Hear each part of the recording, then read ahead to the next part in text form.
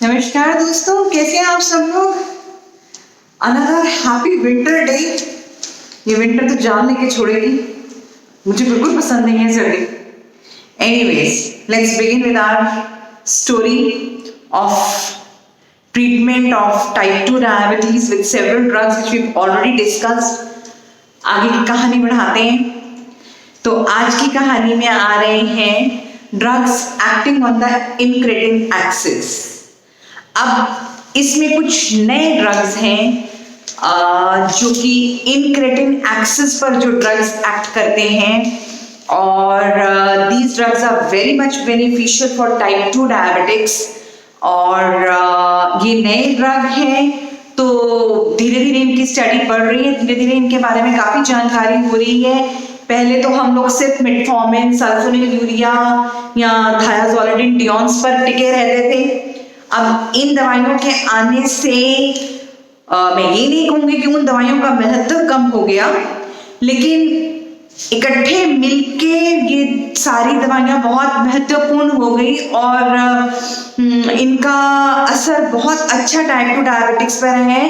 कहने का मतलब ये है, now we have lots of drugs. As a physician we can say that we have lots of drugs in our armamentarium to cure type 2 diabetes. तो ये हो गया इसकी छोटी सी भूमिका मानते हुए drugs acting on the incretin axis. तो होता क्या है, जब हम खाना खाते हैं, व्हेन वी ईट फूड, दो तरीके के हार्मोन्स जो हैं, पेप्टाइड हार्मोन्स, जिनको कि हम इंक्रेटिन हार्मोन्स बोलते हैं, ये हमारे इंटेस्टाइन में सिक्रीट हो जाते हैं। ये क्या है? GLP-1 and GIP, glucagon like peptide 1 and glucose dependent insulinotropic peptide. कहने का मतलब है कि एक हार्मोन जो है वो ग्लूकेगॉन की तरह है और दूसरा हार्मोन जो है वो ग्लूकोज डिपेंडेंट, जितना ग्लूकोज आप लेंगे उसके डिपेंडेंट इंसुलिन सिक्रीशन कर देता है। तो ये दोनों इंसुलिन सिक्रीशन करते हैं और इन दोनों की इंसुलिन सिक्रीशन मोर और लेस ग्लूकोज डिपेंडेंट होती है, यानी कि आप जितना खाना खाएंगे उसके हिसाब से ये बीटा सेल को धक्का देंगे इंसुलिन सिक्रीट करने के लिए। तो ये भी इंसुलिनोट्रोपिक ड्रग्स हो गए। और हमने कौन से इंसुलिनोट्रोपिक ड्रग्स पढ़े थे? हमने सल्फोनिलयूरियास पढ़े थे जो भी इंसुलिनोट्रोपिक थे। हमने शॉर्ट एक्टिंग सिक्रेटोगॉग्स पढ़े थे जैसे कि मैग्नेटिनाइड जो थे। पर उसमें और इसमें डिफरेंस बहुत बड़ा ये है कि उसमें वो ग्लूकोज इंडिपेंडेंट है सल्फोनिलयूरिया में। एक बार सल्फोनिलयूरिया दे दिया, ग्लूकोज लिया है नहीं लिया है, वो दवा अपनी एक्शन करेगा, इसलिए पेशेंट हाइपोग्लाइसीमिया में चले जाते हैं। लेकिन ये जो ड्रग्स हैं, drugs acting on the incretin axis जो हैं, these are glucose dependent insulinotropic peptides, यानी कि जितना आप खाएंगे उसके हिसाब से ही इंसुलिन सिक्रीशन होगी। तो ये एक मेजर डिफरेंस है। तो इस चीज के चलते, इस कैरेक्टरिस्टिक फीचर के चलते इन ड्रग्स में हाइपोग्लाइसीमिया नहीं होता। अब जो GLP-1 है, इसकी हाफ लाइफ सिर्फ 2 मिनट है। क्यों 2 मिनट है? क्योंकि जैसे आपने खाना खाया, ये आया जैसे हार्मोन, तो एक एंजाइम है DPP-4 डाइपेप्टिडिल पेप्टिडेज 4 एंजाइम, ये फटाफट इसको तोड़ देता है, इसको खत्म कर देता है। अब हमको जरूरत ये है कि कुछ ऐसा इन्वेंट किया जाए जिससे कि GLP-1 की कॉन्सेंट्रेशन भी ज्यादा रह सके और ऑब्वियसली जब कॉन्सेंट्रेशन ज्यादा होगी तो इसका एक्शन भी ज्यादा होगा। तो ऐसा हम क्या इजाद करें या क्या इन्वेंशन हो? तब इन्वेंशन हुई GLP-1 एनालॉग्स की। ये वो चीजें हैं, ये वो ड्रग्स हैं जो GLP-1 के जैसे हैं बिल्कुल, लेकिन ये DPP-4 से ये डिस्ट्रॉय नहीं होते। ठीक है। दूसरे आ गए DPP-4 इनहिबिटर्स। तो DPP-4 इनहिबिटर्स वो ड्रग्स हो गए जो उस एंजाइम को एक्ट नहीं करने देते, उस एंजाइम को इनहिबिट कर देते हैं। तो इस तरीके की जब दवाइयां आ जाती हैं तो ऑब्वियसली वो इंसुलिन सिक्रीशन करेंगे और आपके ब्लड शुगर लेवल्स को कम करेंगे। दूसरा, ये ड्रग्स क्या करते हैं, ये ग्लूकेगॉन की सिक्रीशन कम कर देते हैं। आपको मालूम है कि अल्फा सेल ऑफ पैनक्रियाज या आपके लिवर से भी ग्लूकेगॉन जो बनता है ये उसको भी कम कर देते हैं, तो ग्लूकेगॉन बनेगा नहीं, इंसुलिन ग्लूकोज डिपेंडेंट मैनर से बनेगा। तीसरी, ये ड्रग्स क्या करते हैं कि आपकी जो डाइजेशन है उसको स्लो कर देते हैं। तो स्लो डाइजेशन होने से क्या होगा, स्लो एब्जॉर्प्शन होने से क्या होगा, ज्यादा समय तक खाना आपके पेट में रहेगा तो आपकी सेटाइटी लेवल ज्यादा हो जाएगा। सेटाइटी लेवल ज्यादा होने से आप बार बार खाने की तरफ नहीं भागेंगे, आप बार बार खाने की तरफ नहीं भागेंगे तो आपका धीरे धीरे करके वेट लॉस भी हो जाता है। तो GLP-1 एनालॉग्स और GIP जो ड्रग्स हैं इससे मरीजों का बहुत ज्यादा वेट लॉस भी पाया गया है। Whereas DPP-4 inhibitors are weight neutral, इसमें वेट लॉस बहुत ज्यादा नहीं पाया गया, वेट लॉस मिल सकता है लेकिन ये वेट न्यूट्रल है, वेट गेन नहीं होने देंगे, जबकि सल्फोनिलयूरिया वेट गेन कर देते हैं। ठीक है, सल्फोनिलयूरिया और थायाजोलिडिन जो हैं ये वेट गेन कर देते हैं। क्यों सल्फोनिलयूरिया वेट गेन कर देते हैं, क्योंकि वो इंसुलिन सिक्रीशन बहुत ज्यादा कर देता है। और थायाजोलिडिन क्यों वेट गेन कर, मैं थोड़ा थोड़ा रिवाइज भी कराते जा रही हूँ। थायाजोलिडिन क्यों वेट गेन कर देते हैं, क्योंकि उससे फ्लूइड रिटेंशन हो जाती है।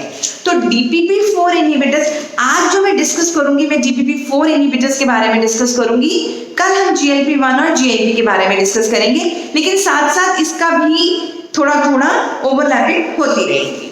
तो DPP-4 इनहिबिटर्स जो हैं ये वेट न्यूट्रल है, ये DPP-4 एंजाइम को इनहिबिट करते हैं, टाइप 2 डायबिटीज में यूज होते हैं।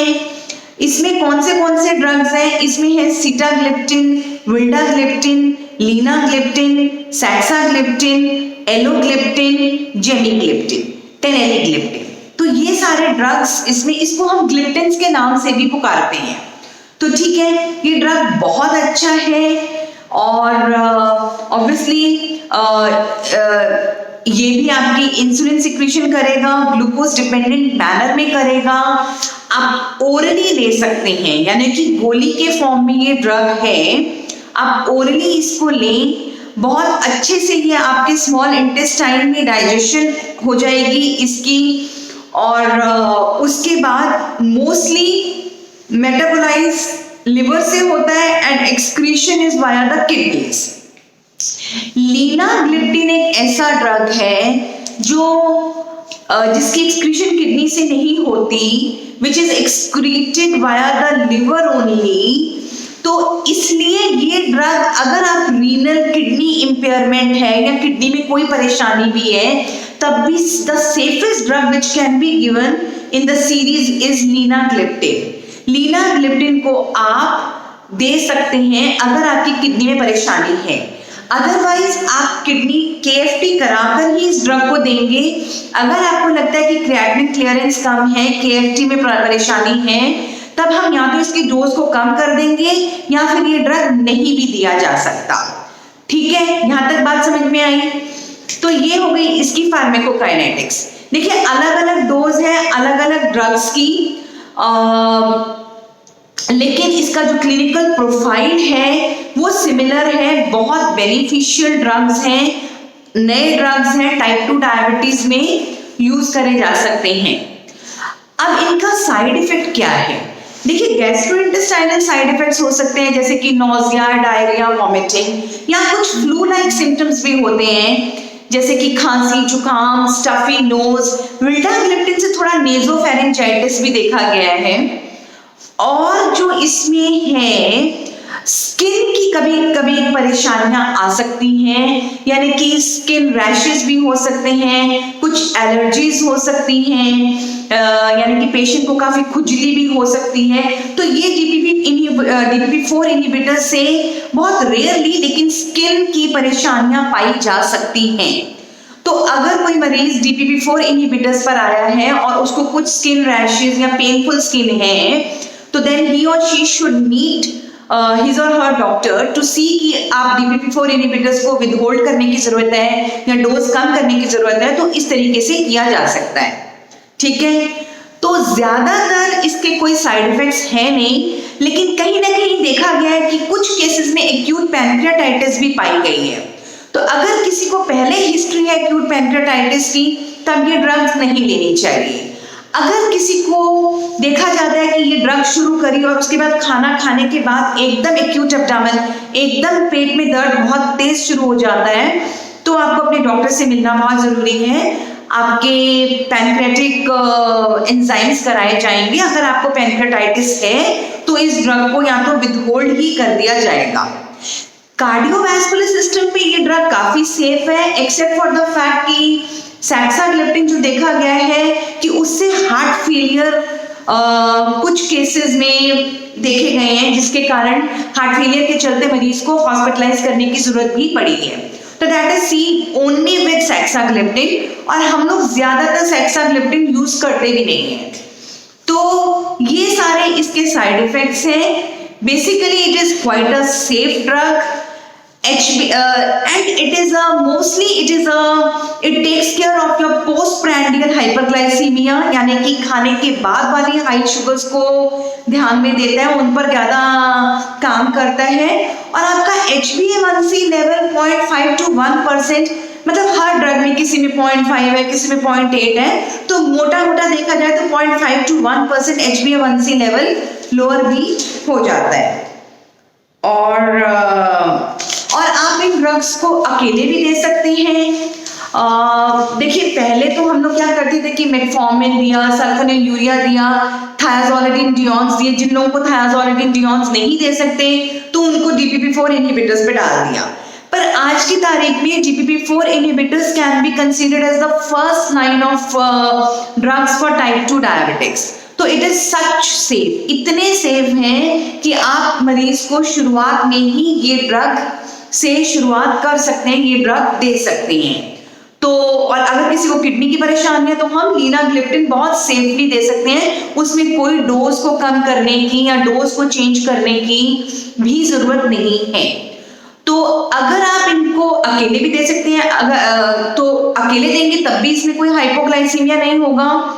अगर आप इसको सल्फोनिलयूरिया या इंसुलिन के साथ दे रहे हैं, उन दवाइयों के चलते हाइपो हो सकता है, लेकिन अकेला सल्फोनिलयूरिया अकेला DPP-4 इनहिबिटर्स हाइपोग्लाइसीमिया नहीं करेगा। These drugs are weight neutral, ये वेट बढ़ाते नहीं है, घटा भले ही सकते हैं, ठीक है। तो ये मोस्टली इनका